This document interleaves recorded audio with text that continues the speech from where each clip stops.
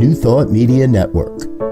We are a global broadcast network of positive music, media, and entertainment, inspiring humanity's evolution along the journey of enlightenment and creating a world of love, peace, empowerment, and prosperity for all. New Thought Media Network. Positively inspiring.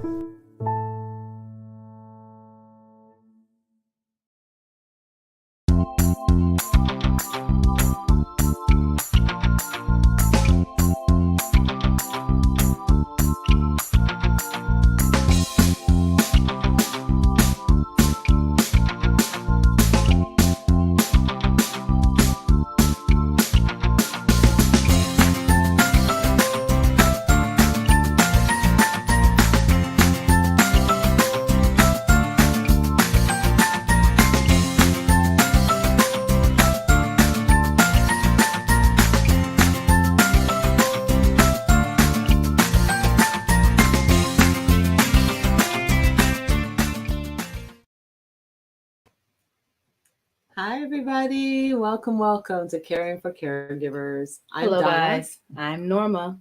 and we are your Phoenix is Rising, and we are doing this segment of Caring for Caregivers. And who are we? Well, I am a registered nurse.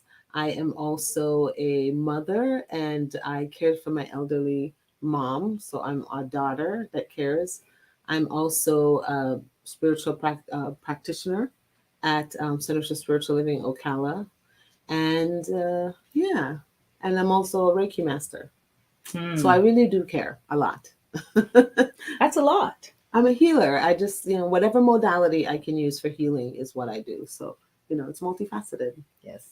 And I am Norma Anderson. I am a massage therapist. I also am a Reiki master, science of mind practitioner at CSL Ocala. And I, too, helped to care for her mom for several years. And also my aging sister in the last 5 or 6 years of her life. So I, too, am a caregiver. I don't do the in-depth, yucky stuff that nurses do, but I realize what's mine to do, and that's what I do. Yes. And so you understand that in order for us to be able to care for others, we have to first care for ourselves. Definitely. Absolutely. And that's why we decided to do this, because different tools have worked for us in the past. And we have discovered in all our travel nursing, COVID nursing, whatever else kind of nursing, massaging that we have done, is that caregivers just don't tend to replenish our cups, especially when you're in the middle of giving that care. For sure. We're always focused on what we need to do next. How can we help? How else can we do what it is that's needed for the person or persons that we're caring for, that we leave out us. Yes. So here we are. We had to try to figure out something. We're like, man, healthcare is beaten up on our people, nurses and techs, and those of us who have been on the front lines of COVID crazy are being, beaten down. And, when you're dealing with children, raising children in today's world, and we're, raising, oh my gosh, my mom would just, but, caring for your mother or your father or your grandma, that kind of thing in a world that seems chaotic, but you know that this person needs some extra love. And here we are just giving and giving and giving. How do we replenish? That is where we are. Yeah. Because, as like you were saying, the nurses and techs in the hospital, that's a very physically demanding job. Mm-hmm. It's a lot of doing and doing and doing.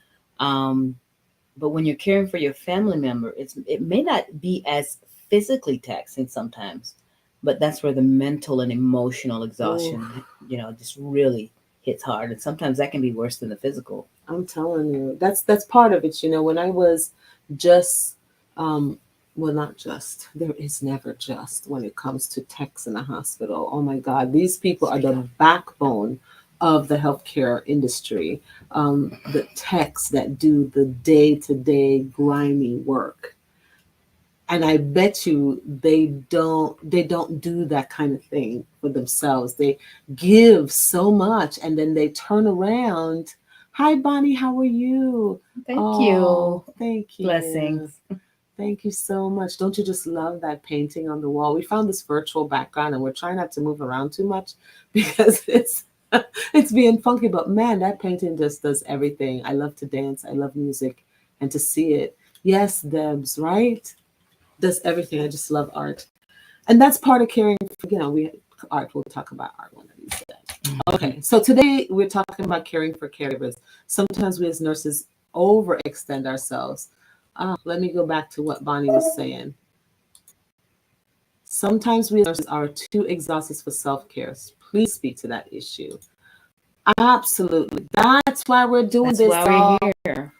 Bonnie, this is why we're doing this show, is because you give so much because it's necessary, because you're feeling like this person, it's one more box you have to check and one more thing you have to do and one more pushing, and how come the production isn't this and that is that, and did you document the da-da-da?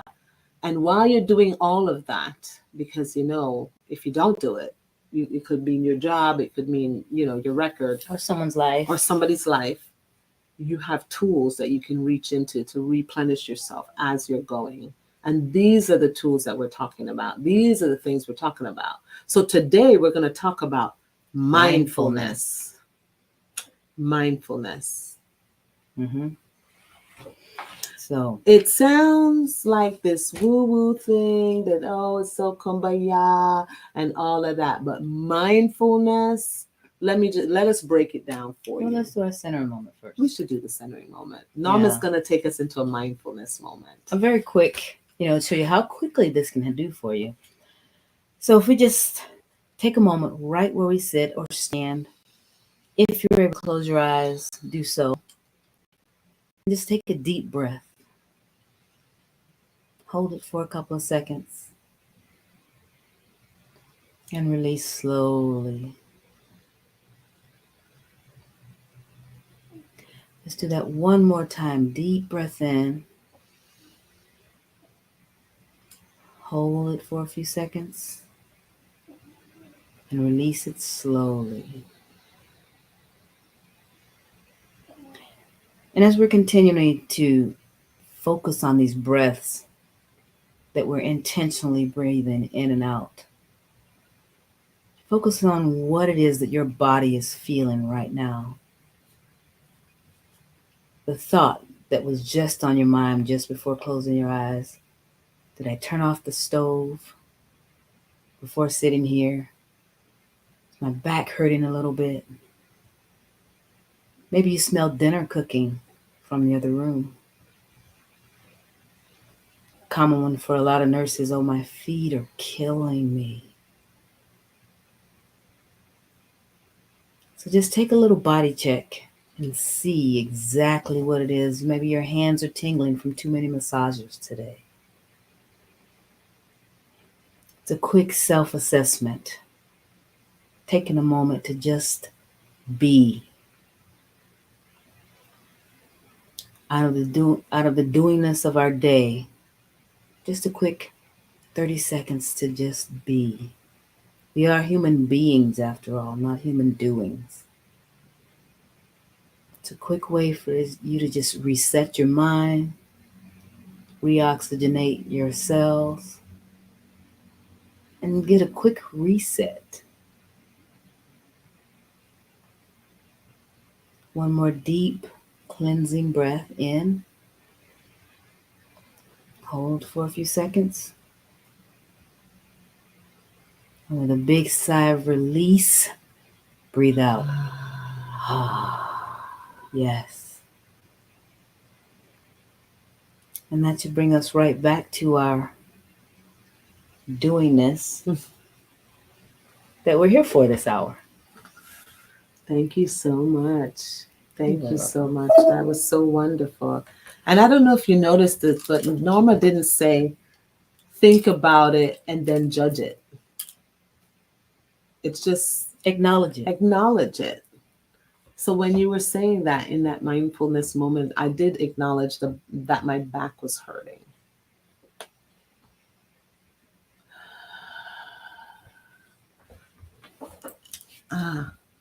Making my video stick a bit.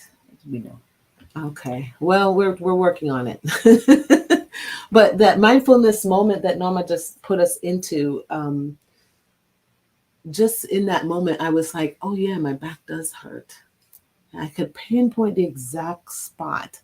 And so I just kind of did a deep breath and just sent, just knowing that the breath was going to that spot. And I wasn't even thinking about why is it hurting and how much it's hurting. I just acknowledged that it was hurting. And the other thing that I didn't mention, though, is when you're thinking about these things and you're feeling your feelings, send love to it, whether it's an emotion, whether it's an actual feeling. Just send love and light to whatever. Because that's the other part of the healing, the mindfulness. Yeah, it's the non-judgment. So we're going to talk about mindfulness today. I'm so excited that you guys joined us. So this is the type of meditation in the Mayo Clinic says this, in which you focus on being aware of what you're sensing and feeling in the moment without judgment or interpretation. That's what the Mayo Clinic says mindfulness is.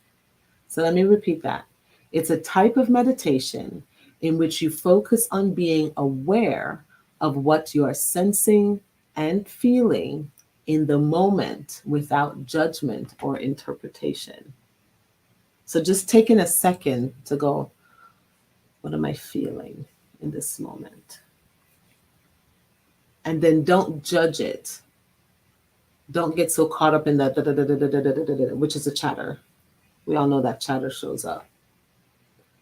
So now is when we're going to talk about when we've used this in the past in our experiences as caregivers.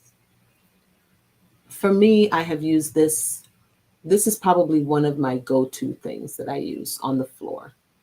When I am right before I walk into my new patient's room, I do it when we're getting report, I'm talking to the other nurse, and I usually stop just for a moment before I go into that room, and I take a deep breath in,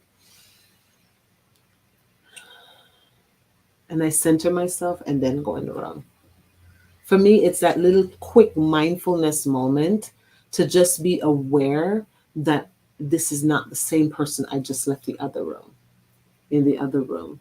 I have to honor this person and what they're going through. And it's something that they teach us in nursing school, to just know that this patient is different from that patient over there. When you're there and you're getting bombarded, Thank you, Bonnie. Yes, definitely. When you're getting bombarded with the feelings and the pain and the things that are in your head saying, I need to complete the following tasks before the end of this shift, or before the end of the day, or before the end of this hour, or whatever it is, and you're going through that as a caregiver, and you're being bombarded with the idea that the person that you're trying to care for is either fighting you or screaming at you or not doing the right thing, or they're in their pain, or they don't understand you anymore because they have Alzheimer's or dementia, or they're screaming because they're a baby, or whatever the deal is, just taking that little moment to just say, okay, I'm going to be mindful not only of my own self, check in on my body, and what does my body need? Oh yeah, my body needs to pee. In this moment, wait, let me go pee. Yeah, that really is sometimes the thing that comes up for me, but I use it all the time and going into patient rooms for that reason. So that way I can show up for them, for each person, and show up for myself. Well, I think it's a great tool to use particularly when you're giving care for family members, and particularly with children.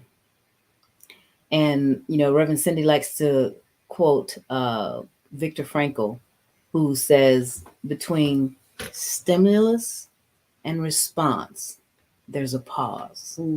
That space. Yeah. There's a space in which you have an opportunity to think about how you are going to act or react to whatever the stimulus was. And it's a great opportunity to use mindfulness and because really what mindfulness is a quick check on yourself, to see how what it is that you're feeling, how maybe something is about to cause you to react, and think about it for a second before. So taking a deep breath, pausing, and just waiting. Wait for that immediate row to pass. That immediate that immediate attack mode. You know, The and yes, and it comes in handy, and it helps for a peaceful transaction, whether it's with a parent or child or a patient. Anytime there's any kind of external stimulus that may cause you to react unpleasantly, take a moment, take a deep breath, and just hold for a moment. And usually that'll change what your immediate reaction was going to be. I use it a lot with figuring out where my boundaries are. Oh, I have no problem with that. No, I don't have a problem with boundaries. No, but I have to figure out where my boundaries. Sometimes that's how I knew, because for a long time there, I didn't know I had boundaries. I had not been practicing healthy boundaries, so I couldn't tell people where my boundaries were because I didn't know I had any. I just would let people do whatever, and I would kill myself trying to make them all happy.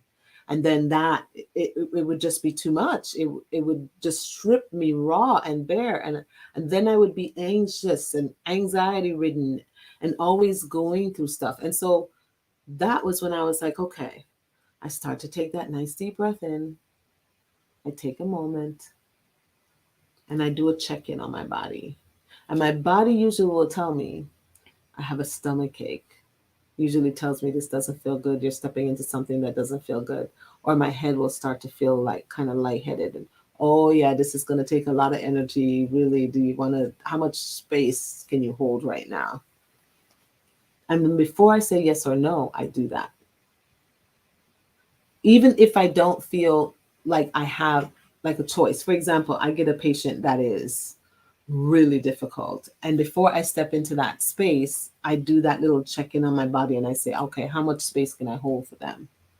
And if the answer is I can't hold that much, then I tell myself I need to block and not carry myself into their story. Where sometimes I carry myself into people's story and tap into my that side of me that's compassionate, that listens and cares and fluffs pillows and all of that stuff. And sometimes people will take advantage of that heart that you have as a nurse. So what you have to do, some people you have to lay a healthy boundary with. You are not calling me in here every 5 seconds because you're lonely. I have stuff to do. We will talk, then I have to leave. And those patients will keep on the bell. So it tells me, okay, where am I? Oh yes, my back is hurting, my head is going because I have 5 million other things to do. This is the boundary I'm going to set. And if you communicate those boundaries, once you've done the inner work in that 30-second period or whatever, and you've realized what's yours to do and what you are not going to do, and you communicate that with we'll call them the protagonist in this story, usually you get a good response or reaction from them because you're reasoning with them instead of just saying, stop hitting that call bell. Give them the reason why hitting that call bell doesn't serve anybody's purpose. Yeah. That you do have other patients that require your attention. And sometimes in that'll, oh, okay, you're not just sitting at the desk waiting to find out what I want next. So I like people to see us as human. I like my patients to see me as a human being because unfortunately all they see is the scrubs and we're like machine. We're machines and they pay good money to be there. And so everything you do should be 5-star hotel because you're here for my every whim. And we have to let them know that we're human and that we're here to serve because we love to take care of people and that others are sick too. And we're needed there as well. That there's other residents in that 5-star hotel? Oh, yes. Other people. So Bonnie was the one that was talking about, as nurses, we are too exhausted for self-care. If we don't set those healthy boundaries, we talked about boundaries a couple of episodes ago. We got to set healthy boundaries. If we don't, guess what? You don't have nothing else to give. So when you get home, your poor family gets fumes. They're getting fumes anyway sometimes. But you have to be responsible for your own self-care. And that's where the mindfulness comes from. If you do that self-check-in throughout your day, while you're on your shift, wherever you are, you do that self-check-in, you'll start to learn, and your body will tell you what you will or will not put up with. And then you hold yourself to that esteem. And sometimes it doesn't just work. You don't need to just do it sometimes when you have patients. Sometimes it's coworkers. Mm-hmm. Sometimes it's even the charge nurse that's being unrealistic with what they're asking you to do on top of the 9 million other things that you already do. Mm-hmm. So, it's knowing what's yours to do, Mm-hmm. figuring out how you can carry out the things that you have to do, and then you'll know what it is that you can add to that from what may be on somebody else's list. What is mine to do? And if it's this, and this, then that's what I'm doing. And then everything outside of that, and that includes myself. So I go out of my way to do these practices while I'm at work, because if not, then I can't pay attention to my body, and my body will start to send me signals. And then diarrhea and all kinds of stuff happens at work. And I'm not the only one. We've been asking other nurses and talking to techs and doctors and residents and finding out what kind of things are happening to our healthcare providers. And a lot of times the healthcare providers, particularly the nurses and techs, they feel like they're being selfish because they take 5 minutes for themselves to go and use the bathroom, even not even to go outside and just take a breath of fresh air, but just go get a drink of water because 206 needs this and 219 needs that, and I got to go do this. But it's not called being selfish at all. It's called self-love. Because if you don't take those minutes to replenish and refill and sometimes empty your cup by using the bathroom, you can't take care of their needs very well. But it's a double-edged sword. It's a double-edged sword. And the reason I say that is because I know where that feeling of, oh, I don't want to be selfish comes from, because I know that I go through this. And we're talking about those people who are just going and going and going, not the ones who just come in, punch the clock, and leave. I'm talking about people who are like just running the entire time. Those are the caregivers that I'm talking about. Those of you, yourself, where you are giving and will not stop to take care of yourself. What you need to do is you need to put yourself in there somewhere as well. You got to take care of you too.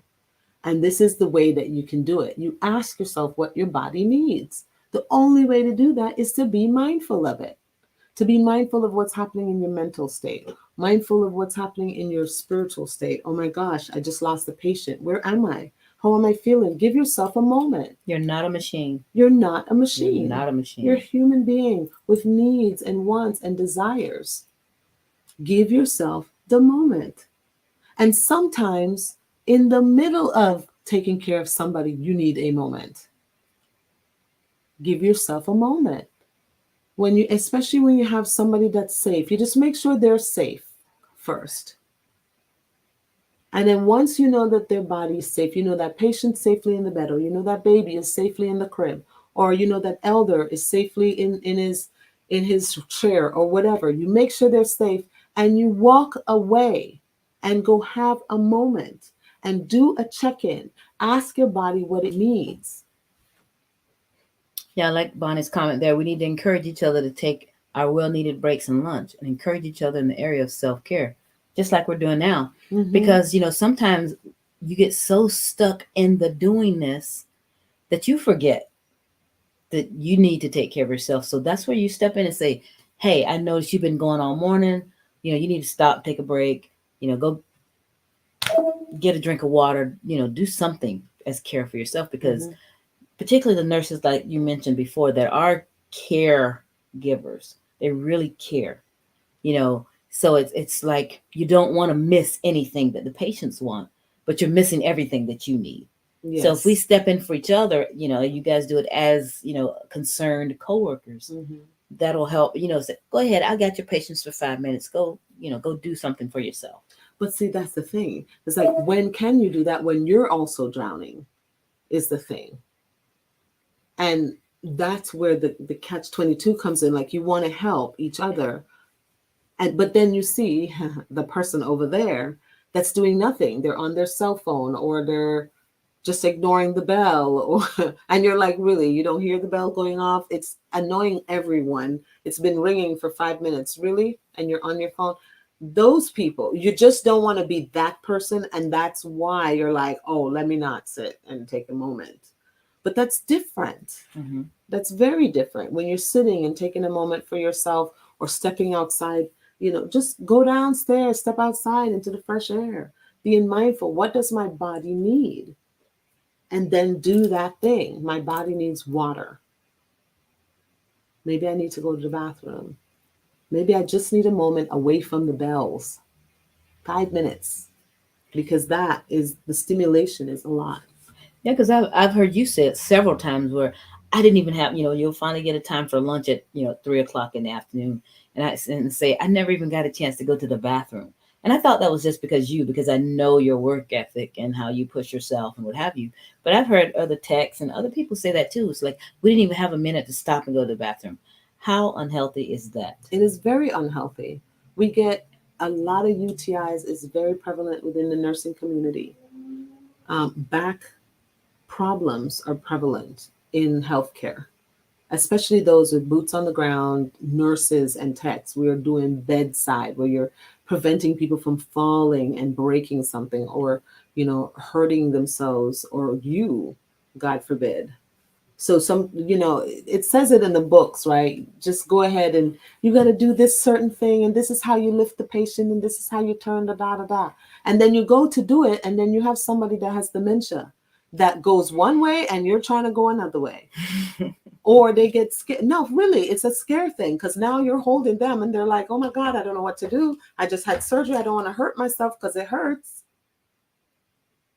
Now what? And you keep doing it over and over, and then to the next patient, and then to the next thing, and then the next thing over there, and the next thing. And before you know it, you forgot that you had to pee an hour ago. Yeah. And that's how we're doing this. Because, again, have you seen hairdressers with the worst looking hair, head? I'm a massage therapist, and I need a massage so bad. You caregivers, you nurses, I should say, you guys just neglect yourselves. And we know better. That's what's so bad. We know this. We know what it does to our bodies. We know what it's going to do to our mind and spirit. And yet, here we are, just pushing and pushing and pushing. We're telling you that you can do little tiny things, like a mindfulness moment in 10 seconds throughout your shift, to help yourself. Mm-hmm. Or to help lift your spirits when you're down, to hum to yourself, to sing, even if you don't think you can carry a tune. It doesn't matter. Hum to yourself, because it helps to raise your vibrations and gives you serotonin. Dopamine. Sorry. But a lot of the tools that we've talked about is stuff to do after work or before work to prepare yourself, or afterwards to relieve, whatever. This is something while you're in the moment, while you're going through it, while you're just needing some reprieve. Yes. And that nice deep breath will oxygenate your body, and it will help to break down the fight or flight response, so that then you can show up. Just 10 seconds of deep breathing. Mm-hmm. It's powerful. It's very powerful stuff. We're going to talk about it some more. But first, we're going to go to our break, because we're at commercial time. Please come back. Join us in a few.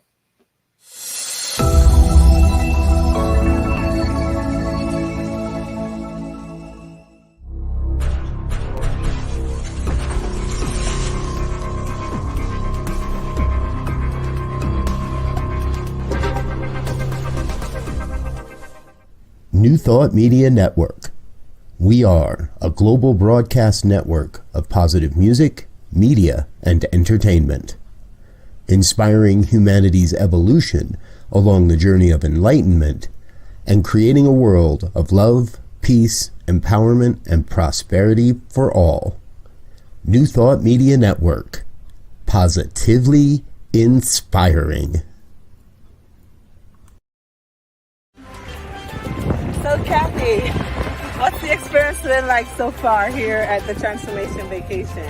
To say transformational is not quite big enough. It has been so amazing. The people have been amazing. The food, the beaches are exactly what you expect them to be. You can see through it. I went snorkeling and saw starfish and all kinds of beautiful fish. It's been amazing. And most importantly, everyone who said yes to this has just been inspirational and really just a connection is made that will last a lifetime. It will. It Yes. so will. It will. So I can't wait to see y'all next time. Come on to Jamaica, man. Don't forget, yeah, man. I love that commercial so much. Thank you so much, Joe. That is just so good. Talk about a Transformation great way to vacation. care for caregivers. Well, that's why we decided to start doing that thing, because we were like, okay, what can we do? What do we need? We need a damn vacation. We've been working so hard. And then we're like, wait a minute. I've always been told that people love to go to Jamaica, but are always like, we don't really want to do the tourist thing. And the other thing being from Jamaica is like, we really don't want to do that either. So we decided to do like a hybrid thing. And what we did was we rented the entire villa. Mm-hmm. So and it's an amazing it's villa. absolutely incredible. Tingalea's in the Grill, Jamaica. It's on the cliffside, but they have their own little beachy area. Anyway, Tingalea's has a garden side, so Looks you like feel the like you're in the Amazon. Amazon. It's Yeah, so it's so beautiful. beautiful. All the trees and plants, and they have their own garden there. And it's all individual cottages, so you don't like share a Yeah, it's not wall like with one- anybody. Yeah, it's not like one big thing. It's all individual little spaces, and we eat together. Everybody on the resort is just in our group, so we get to eat together and hang out together, and everything is all included because we created it that way. We put Including it the all together, excursions. including the excursions. We pick So you up we from do- the airport and take you back. And Everything take you in back. between. Everything is included. The only thing that we encourage is the tipping. We have like envelopes at the end of the week for the staff, because we really get to know the staff and they become deep friends, and we just absolutely love these people, and they care for us for a whole week. When we tell you no problem, you get the No problem. Irie. Rev Cindy's on. Hi, Rev. What's up, Rev? But also other than the tipping, you have to pay for your COVID test on the way Yes. back. So right now in this travel climate, yes, you do have to pay for your COVID test to come back, and your airfare you pay for, because people are coming from all over the place, and there was no way for us to gauge that one. But it's definitely an experience that you will never forget. And we drop you into Jamaica. You get to experience it like a tourist with all the stuff of the tourism, but you also get to experience it like family with the actual staff and the people and our friends and our family too. We all just kind of hang out together. Yeah. And it's really fun. So consider coming with us. It's really fun. The last week of October for October 2022. 25th through November 1st. So we'll be there for All Hallows Eve. Yay! A sacred day on my sacred land, and talking to my mama on Samhain. It will be amazing. So let's get back to mindfulness, shall we? Yes, since that's why we're here this week. Yeah, we had lots and lots of mindfulness moments when we were in Jamaica. In Oh that my God. pool. It's just- In the pool. The pool is fed by the ocean, you guys. So you're sitting in ocean water, and it's just incredible. And they pump it out every couple of days and pump it back in. There's little fish and stuff. And it was good to be able to sit in that mindfulness moment and just say, whoa, how am I feeling right now? yeah. Yes. We call it transformation vacation for a reason. Exactly. So there's 7 principles of mindfulness that I found, and it's non-judgment. So when you're in that mindfulness moment, you're not thinking, oh my gosh, my back is hurting and it's because of Room 202 that made me do this and that. No, don't go there. that's not where you go. Don't go there. The golden bubble of peace. That's right. The other thing is patience, because you have to be patient with yourself to just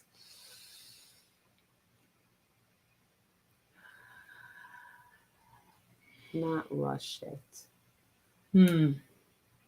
Don't rush it when you're doing it. You have to have an open mind. It's Cindy, Reverend Cindy. You have to have an open mind when you're doing this practice. So when you do it, you're not doing the practice going, why am I breathing? This is stupid. I don't think this is gonna So help. it's not my gonna help second one." anything. Oh my God, it's wasting my time.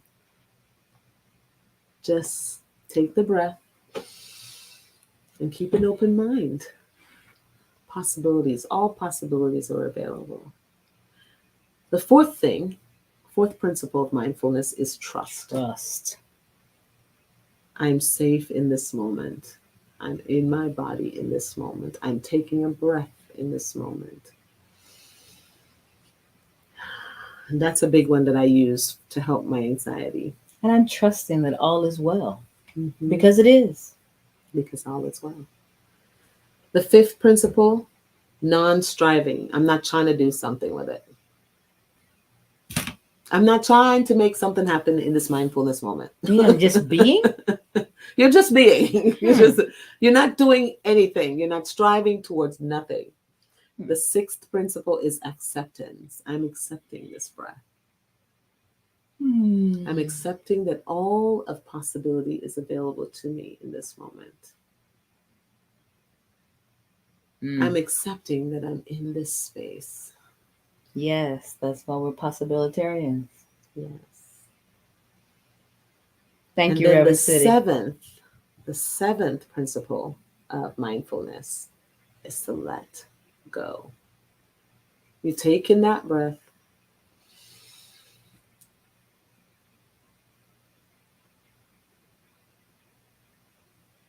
You have to let it go. You got to let it go. But with that breath, when you're letting it go, you let go of the scenario, the situation, the And angst, the the stress, all of that. Let it flow through you and go. Because holding on to it just causes multiple other problems. Mm-hmm. Mm-hmm. Let it go.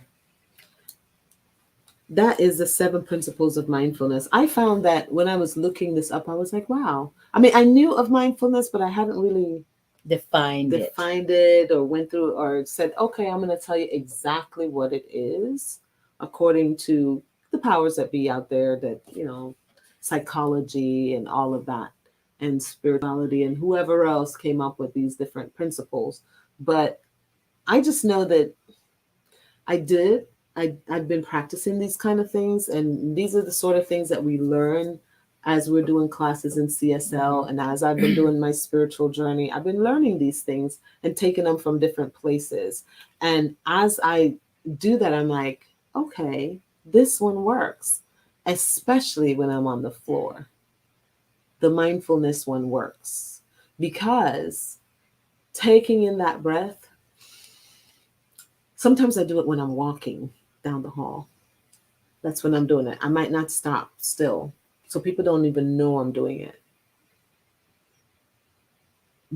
It really helps to get me back centered and to make sure that I'm coming from that space of open-heartedness, love, and patience, and non-judgmental and acceptance. It is a great reset.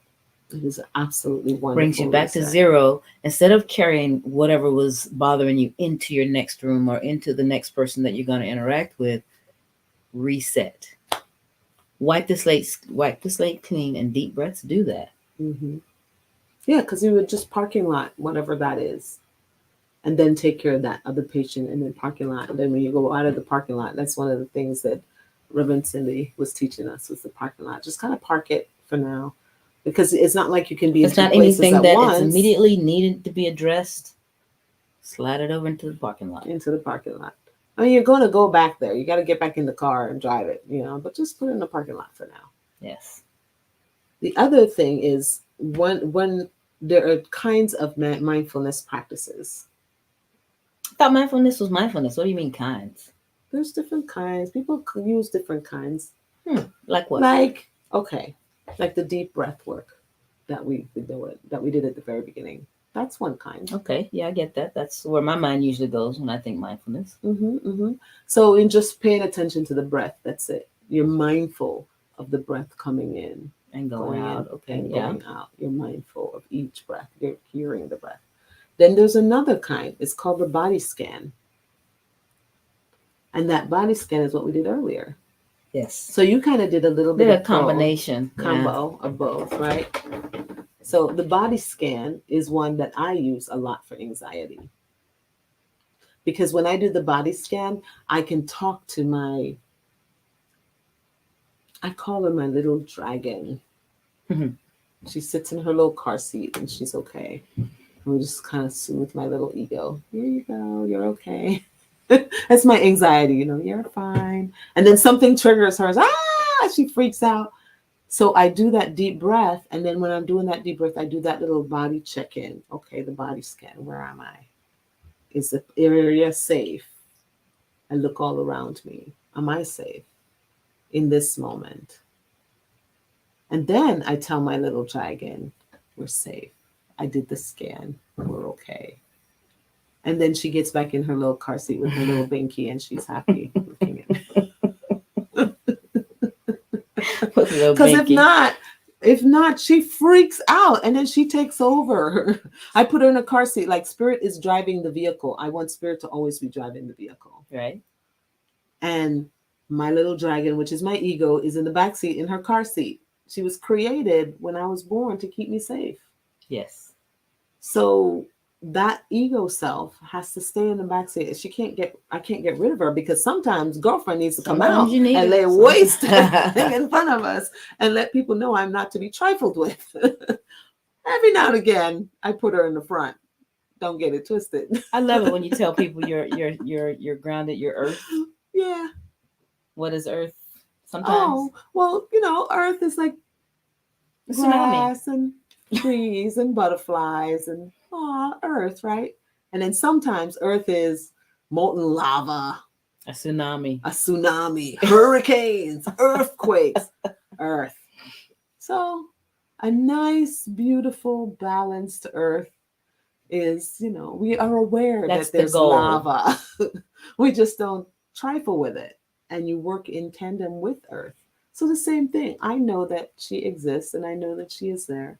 And I have to ask myself, is this something that is needed? Is the dragon needed right now? Or can she just safely sit in the back seat and watch? And most of the time, she just wants to sit in the back seat and watch. She doesn't want to be activated like that. Okay. Yeah. I get it. So the body scan really helps me. I do the little body scan because I feel the anxiety coming up. The anxiety usually starts in my lower chakras and start to work their way up, and my stomach starts to hurt, and I feel like a churning in my stomach, and so everything inside of me, my face starts to feel like my blood is starting to like pool like in my face. I don't know how else to explain it, and then my fingertips start to tingle. And my mouth either goes dry or gets very wet. Like there's a body response that happens when I am triggered by my anxiety like that. When I know that I'm about to step into, oh my gosh, I either need to run away or fight, flight, or freeze. Something happens in your body. And if you can be aware, taking those moments. Yes, I just take a little bit I take that breath and I do a little check-in and I ask myself, is this really an actual dangerous moment? Because if it's an actual dangerous moment, then my little dragon is activated. Because my dragon needs to come forward and protect me in this moment because it's dangerous. But if it's not an actual dangerous moment, that's right, practicing the presence. If it's not an actual dangerous moment, why is my activation there? Why do I feel like I gotta this anxiety that's taking over my life?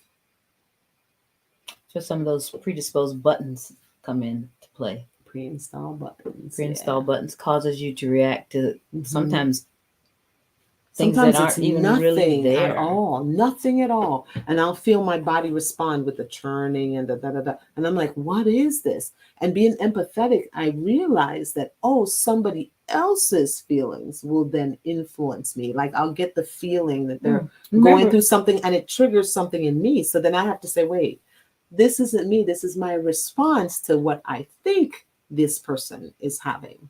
Or even maybe just be similarities, because remember that instance where this patient of yours reminded you of somebody from your past, and then the next person had the same, the next two people had the same name as that person, and it was just all coming for you today. And it was nothing any of those patients did. It was all your stuff Mm-hmm. being activated by things that you were putting together in your mind. Mm-hmm. Absolutely. And that is what we do. We do that all the time. But when that is happening for me now, I go into that mindfulness moment and I say, wait a minute, what is in this moment coming up for me that needs to be healed? Because it's Spirit's way of bringing me these different people with the name from here that came from the same place and whatever. And when it all comes together and something activates inside of me like that, I'm like, oh, what is calling to be healed in this moment? And that's when the loving kindness mindfulness comes in. That's another kind of mindfulness practice. And it's just sending love to that space, sending love to that space, sending love. Earlier, Bonnie talked about it. It's not just a matter of, oh, I'm just going to take a deep breath and realize it's there. I can take a deep breath, realize it's there, and just send love and forgiveness to that space. I forgive myself for working extra hard for that specific little old lady simply because she was so sweet and I just didn't know how to say no. So sometimes you're saying you have to forgive yourself for being kind? Yeah. Because my back will remind me that I was ultra kind that day. Yeah. You know, or you try to do something on your own because you know your tech is busy or it just needs to be done and you're rushing. I forgive myself for that back pain. I forgive myself for not going to the bathroom. When you find that your bladder, oh yeah, I'm the mindfulness, I'm forgiving myself for this. Instead of saying, oh my God, why did you? Another principle, the principle of mindfulness, you know, that patient and that non-judgment. Instead of saying, oh, why did I do blah, blah, blah, blah, blah. Now it hurts and now I feel the thing and yada, yada, yada, yada. Instead of being judgmental with yourself, just say, I am aware that this is there. Next time I'll make a different choice and I'll pay attention, or I'll sit down when given the opportunity, or I will do blank. And there's other tools that you can use. And you said some nurses will be doing that. And you'll be like, they're not exhausted, but here I am exhausted. Why? Because you're making choices that you could choose something differently. And if you could and had another way of doing things, like I've discovered now, and I mean, I knew that I could use the bed to pull a patient up. When you and the tech are pulling the patient up, you could use the bed and tilt the bed and it helps with gravity. Right. But we don't always do it because we're rushing, because it takes a second to tilt the bed. It takes time. You just want to get it done and get the heck out of there and get to the next thing. So next time I make the choice, I'm going to choose to tilt the bed because my back is telling me in this mindfulness moment, you made a bad choice. But you notice in the things that you're bringing up, a lot of times it's very, very minute little tweaks and things and thoughts and, you know, opportunities that you can take advantage of to help yourself in the long run. You know, take those few seconds to take a deep breath. Take an extra 2 seconds to lift the bed or lower the bed or what have you. You know, just the doingness gets us going so fast sometimes that we forget about taking a second and be smarter. Well, I mean, we're trained that way. They train us this way. The problem is, though, that when we get into the space and we're actually in the tasking of it, we're so busy having to do 5 million different things for 5 million different people. And I'm saying 5 million because it seems like a lot of people are pulling on your energy all at once while you're in that moment, especially for me. And I'm talking for me as a nurse, bedside, med surge, 6 patients, sometimes 7 in the state of Florida. It is brutal on your body. I am not the only one saying this thing. I'm like, wow, we are losing nurses that are just retiring or just leaving the nursing field completely. And now when we're finally getting paid some money, where we're finally catching up a little bit, we're being told we can't catch up. You're not allowed to catch up. You're greedy. And I'm not saying that some people aren't greedy, but some people deserve it. Some people deserve to not have to have 6 or 7 patients because it's hard. Especially if you have 1 or 2, that's not very stable. they're confused, or they're difficult, or they're needy, now you've been thrown into this whole thing. But in taking that second to take a mindfulness moment to say, wait a minute, what would serve my highest and best in this moment? Please hold. I'll be back. 5 minutes it takes you to go to the bathroom and take care of yourself. Reverend Cindy, you want to put up her comment there? Compassion is incomplete. Compassion is incomplete if it doesn't include ourselves. That is so true. Mm-hmm. That is very true. Wayne's below it. Good. Be good. Just be good to yourself. We get lost in the story. That's another truth. Because you're in the middle of the story, you're thinking nothing else exists but this story. And of course, Wayne, be good to yourself. You have to be. Because if you're not good to yourself, guess what? You can't expect anybody else to be good to you. How are they going to be good to you? They don't even know what you need because you don't even know yourself. How are you going to know? By being mindful, by doing a check-in, by taking a moment and saying, wait a minute, what do I really need in this moment? Because sometimes it's not the thing that you think you need. I've noticed that happen to me before, where I'm like, I take a deep breath. What do I really need? I really need to finish this, blah, blah, blah, blah, blah, because it really is due, yada, yada, yada. And it's this extra thing that I put on myself because of my perfectionism. I do that. But when I take that mindfulness moment, I ask myself, is this really needing to be done by midnight tonight, or can it wait until tomorrow? Really? Because of course, my little dragon's out there going, fire breathing. Yes, it has to be done right this second. Or if not, the whole world's coming to an end. Yep. And Deb says you can't take care of anybody if you aren't taking care of yourself. And who's going to do that? You. You have to nurse the nurse. You have to massage the therapist. You have to allow the grief doula to grieve. You have to allow the reverend to spiritually take care of herself too. Mm-hmm. Use those same tools and practices that we're teaching others, that we're being paid to do, to actually do for yourself. I said to Norma, we have a beauty salon and day spa, and ask us how often we get massages. My wife got a massage the other day, and she had to tell everybody because it's been so far and few between, which is sad. Magic fingers right here, and I'm not. Wow. Look at the fire coming from your magic fingers. I'm working on it, though. I'm getting better. I teach that which I need to know. Wouldn't it be great?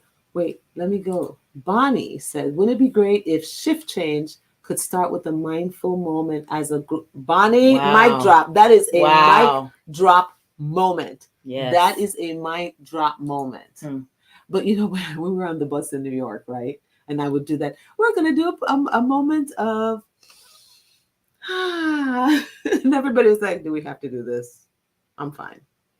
You're going to have those who are going to say that. But I really think that we should. And I think that, that's why, at least the premise behind some of the Christian hospitals, they try to do the prayer moment and things like that. I think that that's kind of the modality that they use. But for me, I use the mindfulness moment. Because when they do the prayer moment, for one, that's forcing a lot of things on people that they may or may not believe in. Mm-hmm. Everybody is not of the same religion, the same belief system, but everybody can do. Everybody can a self-check. Yes. It works for everyone. So why not just do it? Well, the last thing we're going to talk about is where we can learn more about mindfulness. We can learn about it in Mind Body magazines. And if you've never heard of that magazine, it's a great one to look up and try to get a subscription to. Mm-hmm. The Science of Mind magazine is awesome. They have some great tools in there. Even better magazine. Oh my gosh. Daily things that you can do and read. So it's absolutely incredible. So you definitely want a subscription to that. Doctor's offices, your therapist office usually has magazines. Because there was a comment earlier that said, I think it was Bonnie that said that the world is changing. To be the change. No, it was something about healthcare. No. She had said something about that was up further with Bonnie. Anyway, she said something about that there is a change happening. Mm-hmm. That's it. We're evolving. I found it. As We're a- evolving as a profession, baby steps. As we know better, we do better. Self care is trending right now. Yes, it is. So That's more why people are we are like, becoming aware. please do this. More people are becoming self-aware Mm-hmm. and realizing that, you know, back in the 80s, it was a lot about me, but it wasn't the self-care type of me. It was the That's what when all it can was I like get? selfish. Yes. That it was the more selfish me. Now, like Bonnie says, it's more trending to be more self-aware and care about yourself Mm-hmm. and taking care of yourself. And we're not saying to take away from anyone else. We're not saying that your self care should be like, I'm in self care. You know, I'm not gonna be here Don't bother me right now. I'm having for this what is patient. that candy. Where she's like secluded from everybody else and having her, mint and Mm-hmm. Yeah, we're not saying, because of course you have to be aware of, patients and what's going on, and of course all the beeping, and then this person's gonna come over and talk to you and whatever. But whenever you get a little moment in the middle of it, to just allow yourself to say, I am in this moment. Let me do a little check-in. What do I need? Oh yes. Oh, I didn't remember to drink water. Go drink some water. Oh, I need to sit down because my back last week was really hurting. All these different things that you can do in the mindfulness moment to be more aware of yourself, to now know where your boundaries are, to now know what your body, your physical form needs so you can take care of it, so you can show up to your next shift, to make the money, to pay for your bills, to take care of your family. Whatever you have to, if something happens to you, a lot of the times you're the main breadwinner sometimes in your family. You're the main caregiver in your family. So if something happens to you, what's going to happen to mom, or what's going to happen to those children, or what's going to happen to your hubby? all the doings that you were taking care of. You have All those to balls drop. Yes. And all it takes is 10 seconds to breathe and do a check-in. That's all it takes. So anyway, before we finish up, what are some of the other places that you might be able to find information on these? Whole food stores. Yeah, a lot of the health food stores, they have, you go in and they have all kinds of magazines that churches. A lot of churches are starting to practice these things and add it to their spiritual practices. Spiritual centers like CSL Ocala. Check them out. Day spas. Lots of day spas talk about mindfulness, and yoga studios, dance studios. Just really a Google search will do it. Exactly.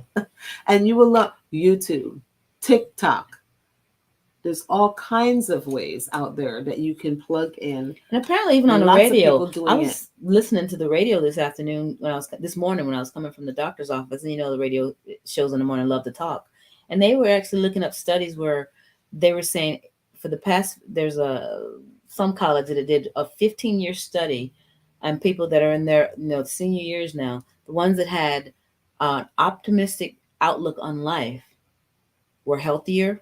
They just had all this much more positive, check marks on their little survey, and it all comes right back to mindfulness, being aware of what it is that you're feeling and correcting it in the moment. Yeah. Don't dwell on it for days and then figure, keep that positivity going. And don't judge it. And don't just judge know that you're feeling it. Okay, I'm feeling angry right now. And we're breathing. Breathe through it. Yeah. Okay. Not because of blah, blah, blah, blah, blah. And then now you have a story. Okay. It's easy with the body stuff, but the mental stuff, I'm feeling sad right now. Because sometimes you'll think, I'm feeling angry. I'm really angry. And then you do a mindfulness moment and you find out that, hey, I'm actually sad. And then when that comes over you, the tears fall and it gets and passes through. And you work through it. I encourage you all to just keep taking care of yourself. If it's these tools that you use, then great. If you find something else that you think would be very helpful, go ahead and send us a little message on Facebook or YouTube or TikTok or wherever it is, our Instagram page. It doesn't matter. Or if you have caregivers in your life that could use some of these tools, point them to the New Thought Network and the archives, or go to our website or was it our Facebook page that has all of these. They're recorded. go back and relook at them, share them. Yeah, plug in, man. We all need a little bit of help. And be the change you want to see in healthcare. So you start doing it and then share it with your friends. Hey, I found that this helps and keeps my energy going. So I think that's our final thought for today. That's our final thought. I love you guys. Thanks so much for joining us and hanging out with us as we talked about mindfulness this week. So grateful to be sharing with y'all. Peace and blessings. See you next week. See you next week. Bye.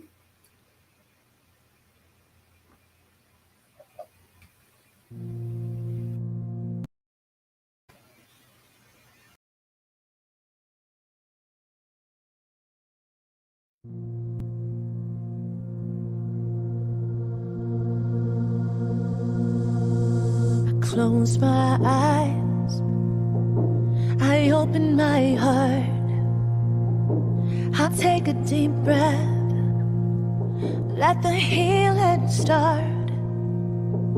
I lift my hands, I plant my feet, I let love in, I feel the beat that's calling us to rise,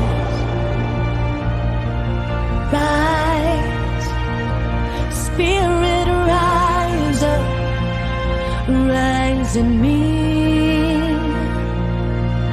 I let in my soul, I clear my mind, I'm here